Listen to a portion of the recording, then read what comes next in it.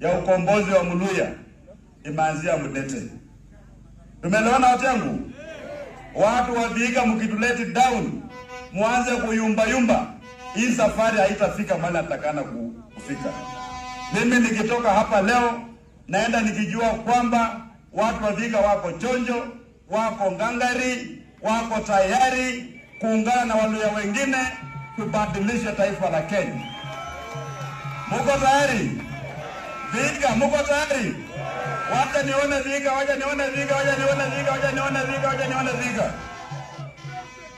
Sisi hatutapoteza wakati kwa siasa ambayo ina maana, because the challenges facing our people are too extreme, are so serious to be sacrificed at the altar of political pettiness. Hii siasa ya chini yote hii hatutakani, maana sisi tunajua mahali tunaenda, we know the objective, we know the way to that objective. Mimi ningependa nimalizia hapo.